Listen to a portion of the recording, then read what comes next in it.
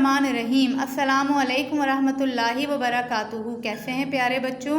یہ آپ کے اردو کا پیریڈ ہے۔ پہلے ہم دعا پڑھ لیتے ہیں۔ ربی زدنی علما، اے میرے رب میرے علم میں اضافہ فرما۔ بیٹا اپنی کتاب کا صفحہ نمبر 25 کھولیے۔ صفحہ نمبر 25 پر ہم آ گئے بیٹے۔ تاریخ لکھیے، دن لکھیے۔ سبق نمبر 7، حضرت عمر فاروق رضی اللہ تعالیٰ عنہ۔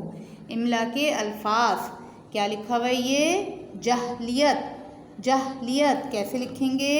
پہلے ہم لکھیں گے جیم الف جا، اس کے بعد ہے لام یہ اور تے، ٹھیک ہے؟ جہلیت۔ پھر ہے جنگجو۔ جنگجو لکھنے کے لیے لائن کے اتنے اوپر سے جیم بنائیں گے، نون گاف پھر جیم اور پھر واو، جنگجو، ٹھیک ہے؟ اس کے بعد ہے دریافت، دال رے یہ الف فے تے، دریافت۔ پھر ہے ہمارے پاس چوکی دار، چے واو چو، یہ لائن کے اوپر ہی ہے، کاف یہ دال، یہ بھی لائن کے اوپر ہے، الف اور رے، ٹھیک ہے؟ چوکی دار۔ اس کے بعد ہے ہمارے پاس بشارت، بے شین الف لائن کے ساتھ، رے لائن کے اوپر اور تے لائن کے ساتھ، بشارت، ٹھیک ہے؟ پھر ہے بیٹے مندرجہ ذیل الفاظ کے درست معنی پر دائرہ لگائیں۔ کیا لفظ دیا ہوا ہے ہمیں؟ سامنا کرنا۔ سامنا کرنا معنی چھپ جانا، مقابلہ کرنا یا تسلیم کرنا۔ سامنا کرنا معنی مقابلہ کرنا، ٹھیک ہے؟ تو یہاں پہ دائرہ بنائیں گے۔ پھر ہے متعجب ہونا۔ متعجب ہونا، پریشان ہونا، خوش ہونا، حیران ہونا۔ جی متعجب ہونا، حیران ہونا۔ پھر ہے بیٹے ایلچی۔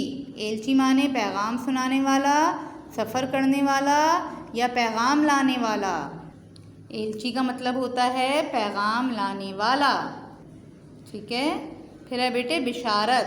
بشارت کا مطلب خوشخبری، بری خبر یا زندگی۔ بشارت معنی خوشخبری۔ اس کے بعد ہے جملے بنائیے۔ پہلا جملہ ہے عدل۔ عدل یعنی کہ انصاف کرنا۔ کیا کیا جملے بن سکتے ہیں؟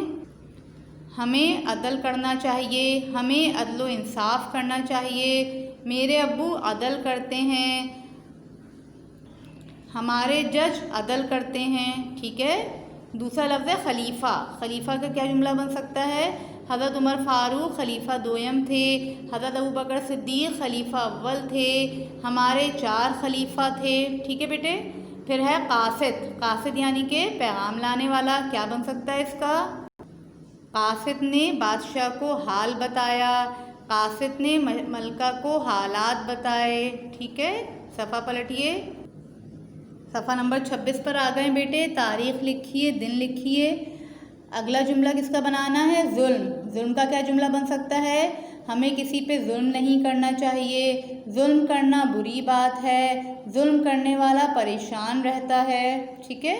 پھر ہے تلاش۔ تلاش سے کیا جملہ بن سکتا ہے؟ میں نے اپنی کتاب تلاش کی، میرا دوست اپنی پینسل تلاش کر رہا تھا، میری امی گھر میں موزے تلاش کر رہی تھیں، ٹھیک ہے؟ اس کے بعد ہے بیٹے سبق کے مطابق سوالوں کے جواب دیں۔